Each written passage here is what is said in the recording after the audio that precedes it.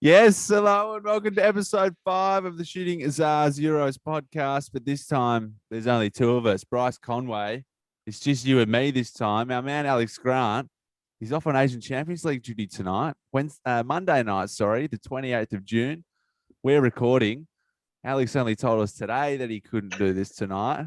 Superstar he is, isn't he? The He's rock big time star's off. Charlie now. The rock star's got games every 3 days at the Asian Champions League.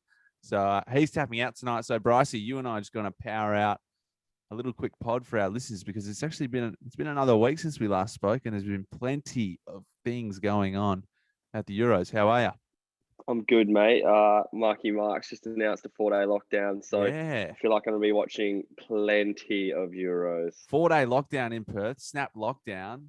For those that maybe aren't in Australia and are listening, if you are out there and you're listening to this podcast, Australia's going crazy right now. There's probably only 150 cases nationwide, but Sydney's in lockdown. I'm in lockdown for at least 2 weeks. I have a feeling it's going to go longer than that.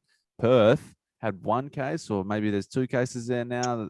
Yeah, I think there's a total of 3. Yeah, I think there's a total of 3 now. They just had one more positive case. So Mark had the old emergency presser, and everyone was a bit panicky. And so 4 days, 4 days of FIFA and Euros, it seems.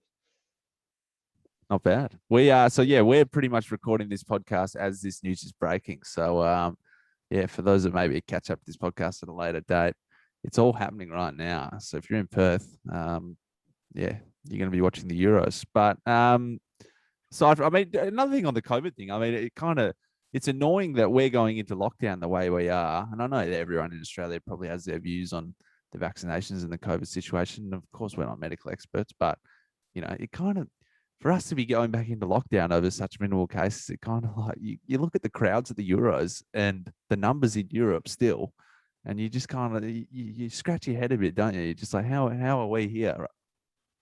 Yeah, I'm not going to touch that with a 10-foot pole. Let's keep it football. Anyway, it's frustrating. Anyway, we're here. It's lockdown, but let's get into it. The Euros, there's been plenty of action happening. Of course, the group stages is over since we last spoke. But the round of 16 has started. What have you made of the games thus far before we get into each of them individually? This podcast, we're just going to talk about the games or the round of 16 games that have happened. We've actually got a 2-minute report from the man himself, Alex Grant, all the way from somewhere in Thailand, I think. He sent a voice memo, so we'll be playing that as well. But what have you made of the 4 games thus far? It's been really interesting. I feel like my confidence in Belgium has depleted a touch. I know they got through, but a few key injuries, not looking as free-flowing as they once were. Italy scraped past them in extra time. I think Austria put off a really good account of themselves after I bagged them out heavily. Them and Switzerland in the group stages. Just Wales going out the way they did was really upsetting. I feel like it's been a lot of interesting results, and I feel like you can just feel that momentum of the tournament, like getting to that climax. It's palpable at the moment. So I don't know. I'm just really excited about these remaining games. Yeah, and it's there's so many good games to come as well. They're all sort of blockbusters from here, all the big teams. Wales 0, Denmark 4. Kasper Dolberg sort of really stood up there and bagged a double. Italy scraped past Austria in extra time, actually, which is quite a fascinating game in itself. Italy were challenged heavily by Austria. They actually made a very good account for themselves. Probably should have had the lead on another day, could have had the lead, but I suppose Arnautovic was offside. The Netherlands last night, wow, out to the Czech Republic, 2-0 loss. Frank de Boer, the worst manager in Premier League history, as they say, Jose. And then Belgium somehow scraped past Portugal this morning. That was a tough one. I got up and watched it at 5 a.m. Watched it live. I'll be doing that tomorrow. We're recording this at 10:30. I'm going to get up in about 6.5 hours to watch the remaining games. But sure. Let's start there. We'll start at the Belgium-Portugal game. Blockbuster. Cristiano Ronaldo, the defending champions, are out of the tournament. How did you see that one? I think this might be one of those watershed moments where I know he's been scoring and doing well this tournament, but it didn't feel like he was going to be the one to make the difference in this game. And just the impact he was having, he just wasn't as clinical and mercurial as he usually is. And I think, how old is he now? 36. Yeah. Is this his last major tournament? Is Well, this the last we'll see of him? I mean, they got the World Cup in a couple of years. You just know he's gonna be there at the World well, Cup, isn't he? think about it this way: Pepe's 38, still playing, starting. Ronaldo's 36, will be 39 by the time of the next tournaments because it's only in 3 years from now. So I would expect to see it. Well, and then he'll break the record for being the person to appear the most at the Euros. So I don't know. I wouldn't put it past him, but yeah, maybe it is a turning moment, as you say. But then I say that, and then I just start thinking about the amount of times people have written him off in the past couple of years, and he just comes back and proves everyone wrong. So don't listen to a word I say, basically, is what I'm saying. It's just fashionable to, mug off Ronaldo for a bit and then get back on the train later. But it was really interesting to see and great to see Thorgan Hazard headlining instead of his brother Eden. So it was what a cracking strike as well. And then I thought that when I first saw the goal, and then I see the replay, I'm like, oh, was the keeper, did he just misread that completely? And it was the most 2010 Shakira Yabulani-like hit I've seen in some years. It was so good. Just the schwaz on it, just completely misfooted the keeper. Great goal. But that last 20 minutes was mad. It was really good fun. Rest of the game was a bit bland and a bit of a game of chess. But interesting game in the end. But then like De Bruyne coming off injured. I think Eden Hazard's carrying a knock now as well. And they've got Italy. And it's just, that's going to be a cracking match. But I feel like it's a lot more... in Italy have the advantage now, I feel, heading into that match and should be favourites. Are they favourites for the rest of the tournament, Italy? Seems that way, doesn't it? I feel like everyone's buzzing on Italy, which just, I feel like I'm still salty from the 2006 World Cup, obviously. And I've always been, I don't know, even when they're in form, Italy, I always doubt them because I feel like the Italian fans always get up and about way too quickly and way too easily, which I love because they're very passionate and it's great that they do that. But I feel like the hype is real with them at the moment, but they did look a bit flat in this game. Austria, I think, were unlucky to a degree. I don't know, they did have the fans behind them, Italy, in this one. You could really feel that in the stadium, and it was the atmosphere was really lacking in that game. So I feel like they're a team that really thrives on that. They just looked a bit flat. So I don't know whether the hype and momentum's really, it's not crashing to a halt, obviously, but if they're, if it's slowing down a little bit with all this pressure, everyone thinks they're the favourites now.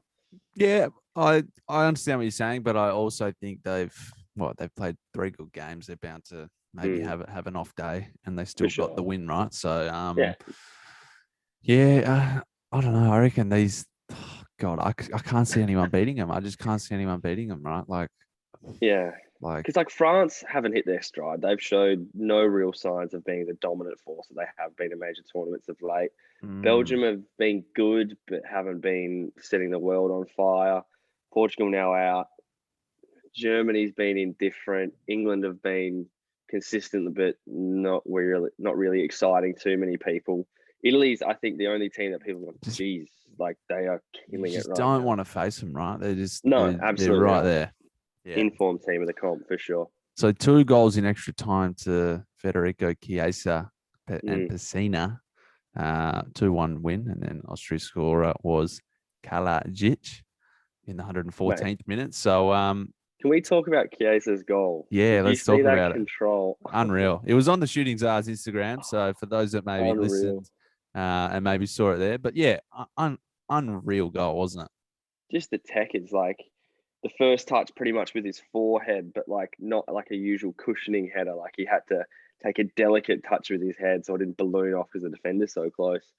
And his reaction time to get a toe on it before the defender sweeps it away from a corner and then a left foot volley. It was mad. Like it was one of the most technically great goals. I think it's technically the best goal I've seen at this tournament. Yeah, it was amazing. Yeah, I agree. Into the side netting as well. So it was some strike, and as you say, that's the hardest thing to do as well.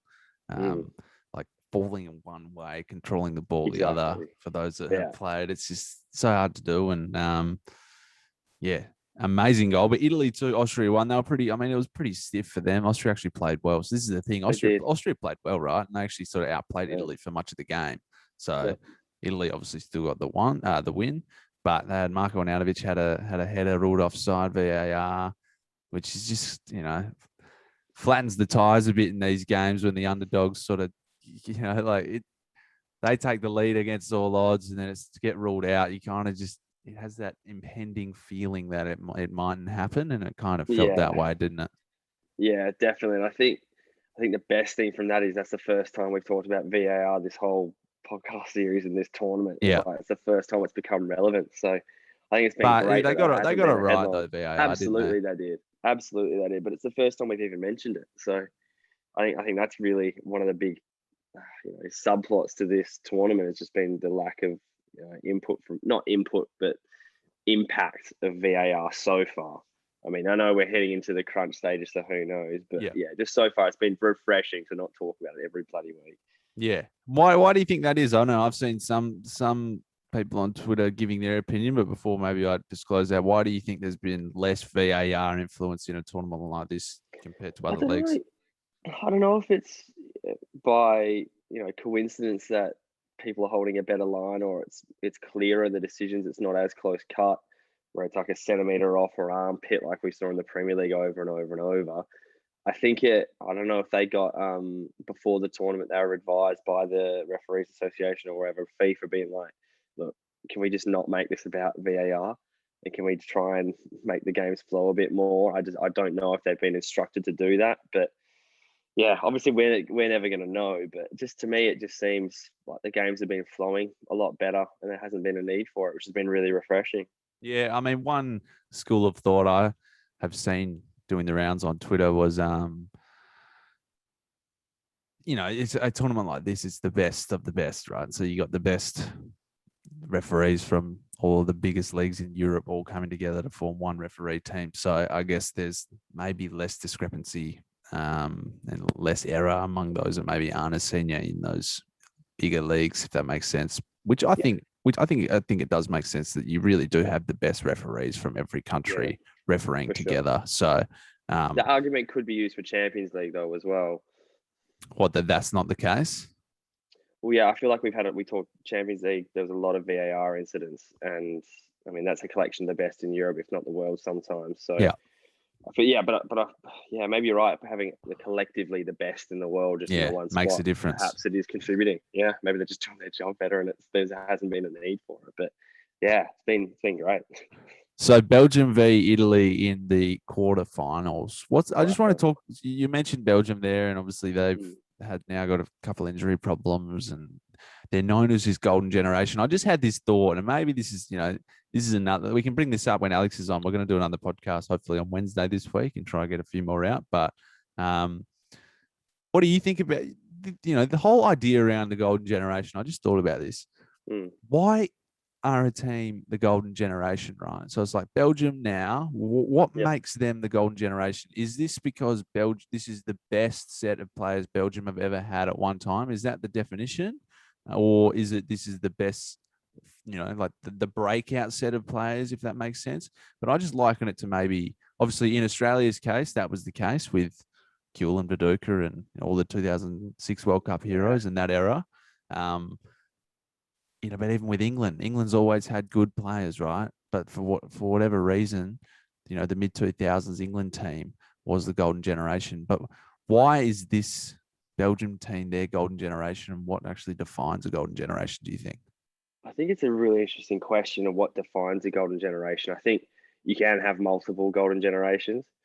I think this Belgium side, it's purely recency bias, and we see this team, or I view it. A lot of others view it because this is the most you've watched football, and you're at that age where you've followed them for 20 odd years, and that's all you know about Belgium. Who knows, in the 60s, 70s, 80s, even 90s, where we weren't watching football as much, they could have had a better squad, a better team, but we just aren't. We weren't clued to that. We Is don't it a know. recency bias thing? You know what I mean? Or Could is potentially, yeah. But then I think for me, the reason that England squad was called the Golden Generation was because of the profile of those players, the clubs they were playing at, and the trophies they were winning at club level. And then when you look at Belgium now, you got Kevin De Bruyne winning the league pretty much every second year with Manchester City, not winning the Champions League, that's for sure. yeah, Romelu Lukaku winning Serie A. He's been at Manchester United. Eden Hazard being one of the best players in the world for the past decade. Always been there or thereabouts in the top 5 to top 10 players.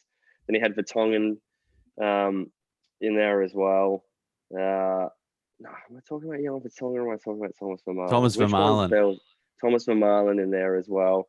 There's just been so many. And then that Munier as well has been at PSG. He's come out, yep. Thibaut Courtois. Like, there's just been so many players that have been, especially on the Premier League spotlight as well. And a lot of people cover Premier League, and we watch the Premier League heavily, especially this country. And it's one of the most popular leagues in the world. So everyone views those players as better than ones that are playing in, say, France or Germany, or in leagues that people don't watch as much, especially here in this context. So I think it is the profile of the players and the clubs they're playing at, and the success they're having at those At clubs. the one time, you think? At the one time, because it's stacked. Like, you look at their team and it's big names. Yeah. It is all big names. Same as France. Yep. But the thing is, with France, is these teams, France and Germany, and to a lesser extent England, I suppose. But even England are kind of on that level. Italy, it's like they always have the best players. I know. Obviously, because Europe's the benchmark. But it's just funny how Belgium, being a European nation, now has their golden generation, and I wonder whether it'll continue. But we'll have to wait and see. My boss definitely doesn't think so. He thinks they always disappoint. He's German, so there's definitely some bias there. Yeah, but he just always thinks they've had this golden generation for the past since the 2016, 2018 World Cup. And it's just 2018 World Cup, and it just hasn't. They haven't nailed a tournament yet. So like, they got close, but they just haven't. Yeah, and this team, they always disappoint. And obviously much has been made of this team, as we've just spoken about. And I think maybe another pressure on this team is because Belgium weren't qualifying for tournaments back in the 80s and 90s. Yeah. They weren't. So they were going spells of long periods of time, and they were not successful in international competitions. And especially for us growing up. They were. They've never been relevant, right, from a European point of view. But then the Belgium FA, I don't know if you know this, but they completely overhauled their youth setup and their youth systems, around the millennium. And so that's sort of been well documented as whatever they did. I don't know how they did it, but it was a real focus back, 20, 25 years ago to actually invest more in youth, which is maybe what they need to do here in Australia as well. But this generation we're seeing now is the result of that. So this is the first generation of players that have come through this revolution of a youth setup in Belgium. So maybe that's why there's more credence given to them. But fascinating topic anyway. Yeah. Anyway, let's have a quick look at the Netherlands and the Czech Republic. As I mentioned at the start of the show, our man Alex Grant, he was good enough to send in a voice memo. We'd be so lucky. I don't know if you've heard this, Bryce. I didn't listen to it yet. Yeah, all right. This is it. So this is Alex Grant's take on the Netherlands Czech Republic match. Yeah, so the Holland game beat Czech Republic made for entertaining stuff last night. I got up, watched it, stayed up here at the hotel. It was pretty even first half. Holland tried to control the game, have more possession, and the Czechs looked to hit them on the break when they won the ball back, and it really was great to watch. Both teams shaped up well. There was a bit more of a physical presence about the Czechs, and I think this ultimately led to them winning the game. Matthias de Ligt got sent off in the second half, and this really definitely swung the balance in the Czechs' favour, and Marlon had a one-on-one opportunity to score just before the sending off, I believe, and this could have put the Dutch 1-0 up, and from there you probably would have seen them win the game, but it wasn't to be, and the Czechs scored from a set piece. Like I touched on, the physical and aerial presence that they have is immense, and they really took a foothold of the game after the sending off, and you can only see one winner. I thought Barak, the 7, was a really, really good player. He was immense throughout, and probably from the Dutch, Depay was a little quiet. Dumfries was actually the one who impressed me the most. He got up and down the right, playing as a wing-back, defended well and managed to get forward and create a few chances for the Dutch. But all in all, it was a good display from the Czechs. And I think in the end, they probably deserved the win. I think the Dutch will be disappointed, as they were, before the tournament, looking to at least reach the semis or even go on to win the tournament with the squad that they had on paper, but it wasn't to be. So they'll be bitterly disappointed about the result. And there we have it. Our man on the ground has delivered that report. Perfect for radio, isn't it? You can chuck that on any live radio station. Perfect report. What did you think? He's got a voice, right? I think I agree with most of it. Very proper. It was very proper. It's the most proper I've heard him talk. It was like he's getting interviewed by a journo. Yeah. See. So what did you think? What did you think of what he had to say? Did you agree? Did you see much of the game, or I mean? Yeah, I watched the game. I think the Netherlands in that first 20 minutes looked a class above the Czech Republic, and it looked like it was only a matter of time before they'd score. Thought Depay's set pieces were horrible, and that was kind of hindering them to a point. Marlon, he's an interesting one, a player I'd never heard of before this game, and he's a young bloke. I think he's only 20, 21 years of age. Honestly, never heard of him before this tournament, and he's leading the line for the Netherlands at the Euros, and it just seemed like, that. It's not the Netherlands you remember, is it? No, you used to RVP or a Van Nistelrooy obviously. up top, or like a world-class striker up top, and they just have not had that, or a class Jan Huntelaar up top even. Yeah. So I think that was to their detriment at this. Ryan Bubble. Yeah. Oh, mate, what a jet. Some of the haircuts he had. Yeah, but a big-ish player, you know, maybe this guy will turn into that, but yeah. Well, for sure he's still young and could get to a big club, but he just didn't.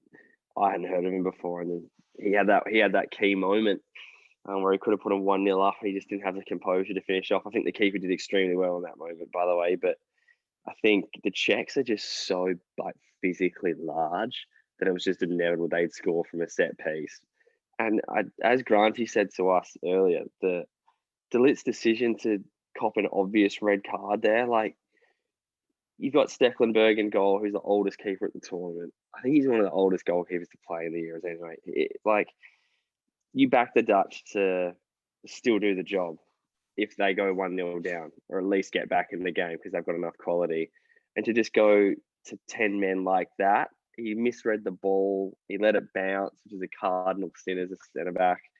It was just a calamity, wasn't it? And just the way he hit the ball was just, I just don't know what he was thinking. Yeah, no, not great from De Ligt, and ultimately, as that's the reason they've lost, because he got sent off in the 55th minute. Then there was goals to Holz and Schick. Hopefully, I've pronounced that. Well, Schick's a great player, isn't he? He's been killing it, man. He's been killing it. I think, did he get signed by AC Milan a few years ago and it didn't work out? I might be wrong there, but I swear he went to a big club. It might have been Serie A, and it didn't really work out for him, and he's gone off. And it's just, I feel like this could be another one where like a team like Spurs or West Ham could, be in the mixer for him and really, really make the most of that, because he's one of the players for the tournament so far. He's got an absolute belter against Scotland. He's got a few goals now, so it's just, he's definitely one to watch out for in the years to come. I think he's been fantastic so far. Yeah. Absolutely. And I like the way you put Spurs on the same level as West Ham. That was made me very happy. Mid-table club. Yeah. Shit. So there we West go. Ham are better than Spurs now. Oh, what is going on at Spurs, by the way? We'll get to that maybe. We'll have a couple of minutes on that at the end. All right, final game. I mean, sad for me. I was, I want to see Wales go through, but they got pounded, as I mentioned at the start of the podcast, 4-0 by Denmark. Kasper Dolberg, who had only barely played much this tournament, sort of came in because of an injury sub, or like came to the team because the starting striker Poulsen, I believe, went out. Yeah. He's come in and fired his nation into the quarterfinals.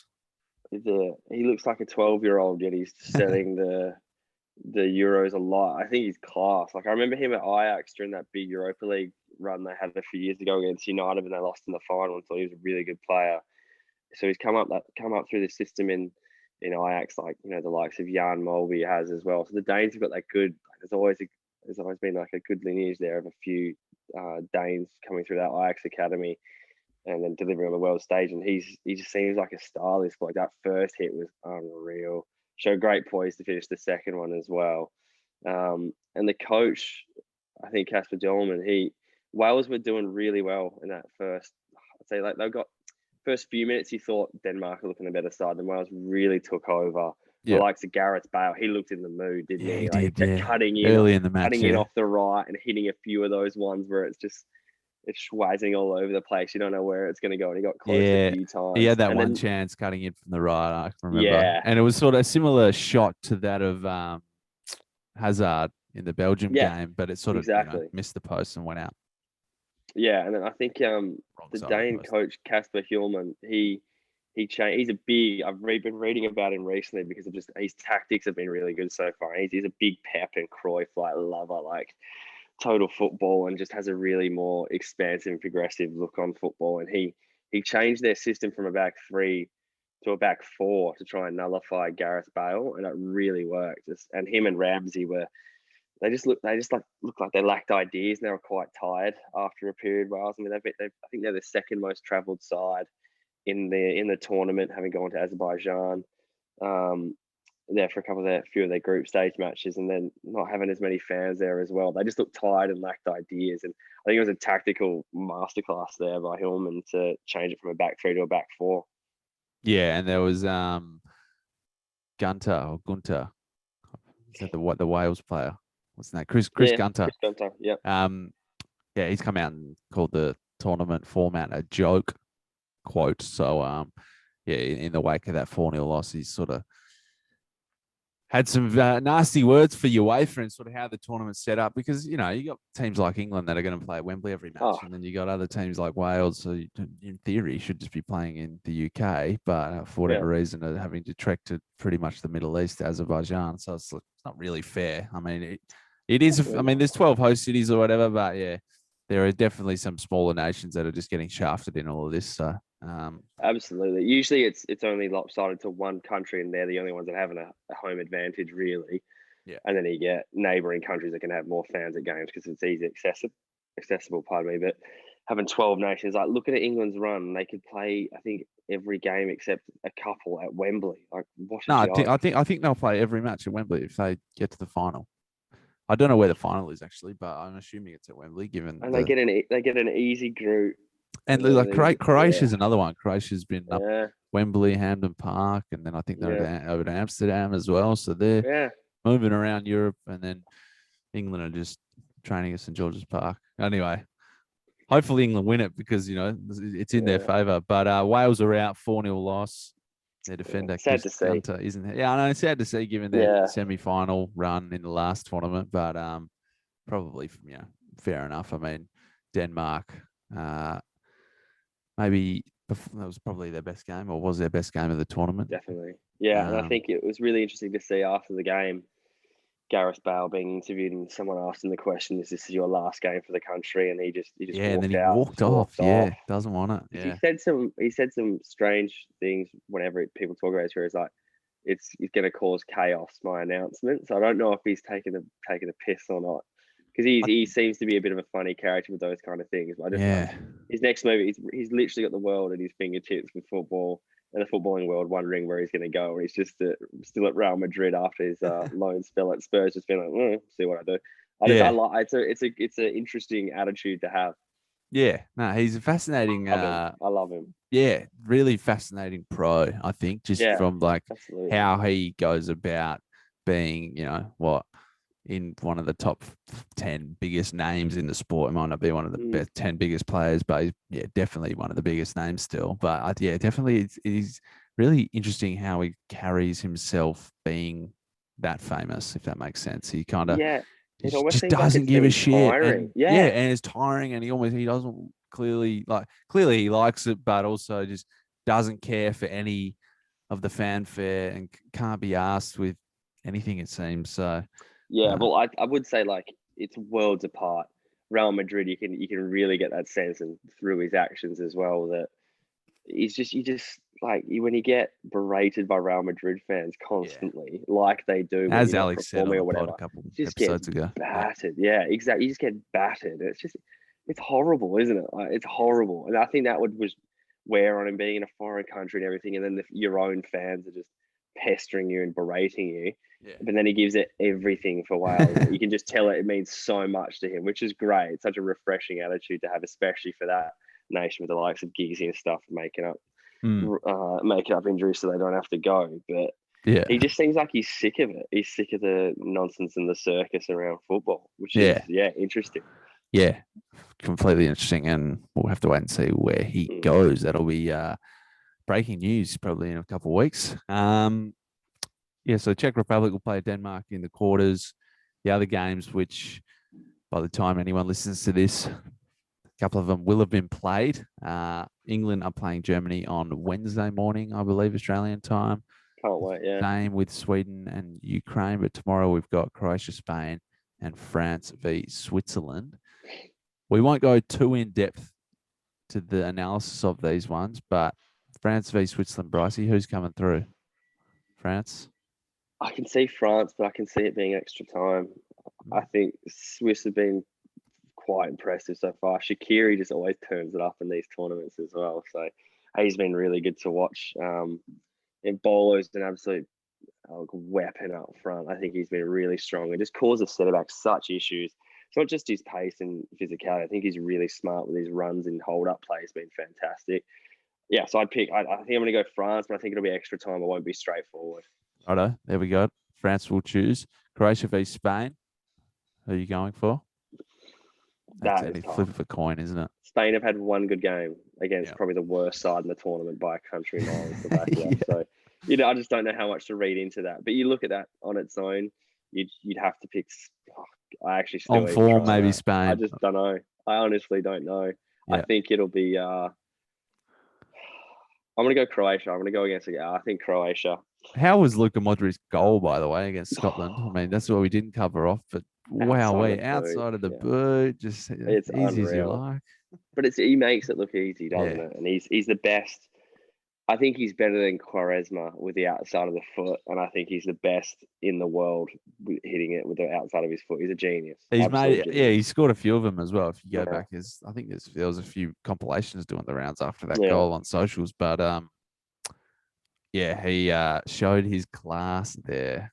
Definitely. Actually, I'm going to change my tip to Spain. Perisic is out. He's out. He got COVID, right? That's sort of recent news. Yeah. So how wild is that in tournament? You got like Billy Gilmore for Scotland. Well, this is what Chilwell and stuff hugging him after the game. They don't get to play in some of the games, and then Perisic gets COVID. It's like, how is this tournament still going and people have got COVID? Yeah, that's what I mean. It's so weird how these situations are arising out. It's just one player. Like I don't really understand it either, but this is what I mean. Europe's mentality nowadays, because everyone's getting vaccinated quicker, is they can just carry on. So hopefully Australia gets there soon. Sweden versus Ukraine. Look, I'm not going to pretend and say that I know these teams all that well, but I'll probably go for Ukraine. Yeah. See, I've watched more of Sweden, so I think I've got bias on that, but I just like Forsberg's been unreal. Yeah, Yarmolenko's sick. Hey, just don't let him cut on his left. Forsberg's been in such good form. I know I like Sweden. I really like Sweden. I like watching them play. Oh, despite that one game I watched. I mean, I think they can do it on both ends, really. Like if they can get it firing up front. It's Isaac, the youngster, who's coming up top. Has been really good this season. I think Dortmund tried to look in if they had it. I think it might have been Dortmund that had that buyback clause, and there's a lot of rumours about him and where he's going to go after this tournament. I think he's been very good. So I think that's another one that could go either way, and I can see it going to extra time as well. Yep. All right. Sweden will go, and then England v Germany. Geez, we could spend another 15 minutes talking on this, but how about we talk in depth about this one on Wednesday night? Sure. Or, just when Alex is back. Talk about Kyle Walker missing a penalty after it goes to extra time. And Germany, this is the team that England fear in every tournament and somehow get them in every tournament, it seems. But I don't want any more comment from you other than a tip. Who's it going to be, England or Germany? England. It's got to be England. Home ground advantage, yeah. It has to be. Got to be. No excuses. Nah, this is a weakened Germany side, probably one of the weaker ones they've faced in recent times. This is probably one of the strongest England teams of the past 10 years for sure. So at home, as you mentioned, Come on, England. We will be reviewing all those games, as I mentioned, in a couple of days. We're going to get the band back together and start pumping these out a bit more. But Brycey, mate, I reckon we're done. I reckon we'll just a little two-man job today. Obviously, there's been other stories in Australia. Melbourne City have deservedly won the A-League. I sat down and watched that. What a great game that was, by the way. Plenty of action. And yeah, I mean, Luke Bratton got sent off early in the match, and that was all she wrote. Melbourne City at home. But yeah, they definitely deserved it, and well done to them. They won the double as you win in the A-League. Obviously, Fox Sports isn't going to be hosting or broadcasting the football anymore. That was their last End game. of an era. Yeah, big time. So it was sad to see. And on top of that, the Champions League rights have changed hands here in Australia. Optus Sport will no longer have the Champions League rights as of next season. Stan Sport, who have the rugby union rights, are the ones that have picked that up. So if you're a football fan, soccer fan here in Australia, and you want to see every league possible, now you got Postecoglou at Celtic. You could be spending, depending on how keen you are to watch Asian leagues and so forth, $80 a month just to watch every football league in the world. So all of the global football is now sort of spread across 5 providers, which for the sport isn't great. So Paramount Plus, Amazon, Optus Sport, Stan Sport, and KO Sports. So anyway, that's another big piece of news for those that love the Champions League. But yeah, that's killed me. But then I realized, then as soon as you said it was on Stan, and I've got Stan through work, obviously with the Force, because the Super Rugby's on there. I'm fine. That's all good. Yeah, so it's all changing. It would suck for a lot of people. I mean, having to buy that many subscriptions just to follow football is just mad. And I mean, it's a shame for Optus because their content offering, I suppose, has been great. Yeah, world class, hasn't it? They have put everything on, and it's been really nice to have a one-stop shop for football. And it would have been even nicer if they'd gotten the A-League. That would have been out of control. Yeah, well, that's what I thought was happening. But to be fair, Stan, I think they did really, really well with the first year of Super Rugby being back. So yeah, I think that bodes well for them covering the Champions League. So hopefully they'll get some good names across. All right, that's us. 11:01 here in Sydney. I'm going to be up in about 6 hours, so we're going to wrap this up. Make sure to follow us. If you're still listening, follow us on Twitter and Instagram. Like and subscribe. Do all those things. Actually, just before we go, I just remembered we got one question in our call out on Twitter, Instagram today, Bryce. One question. Who is it this time? Was it John Turner again? No, our guy. It wasn't John Turner, but I don't know if he's ever going to listen to this, but Foie Gras Soiree, my man Felix Silverstein. Amazing name. I mean, it's not really Euros related, but I'll self-indulge here. Stu, you've been scoring well this season. I've scored 8 goals in 7 games for the Mascot Kings. Which player in the Euros 2021 would you compare yourself to, and why? I can't wait to hear this. Seeing as I'm putting up Ronaldo numbers, I think there's only one guy. No, I'm not very. Look, to be honest with you, I'm just getting in the right spots. So I'm Johnny on the spot half the time and just tapping him in. So I don't know what player is like that. Penaldo.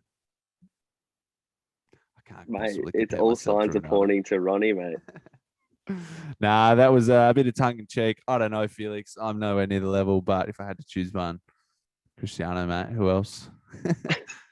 Yeah, but anyway, that's it, Brycey. Thanks for stopping by, mate. Get better. Enjoy the lockdown. You said you're under the weather, so 4 days rest for you. No problem. No, I'm good. I'm fine. He's all good. We'll be back in a couple days with Alex. But until then, thanks for listening.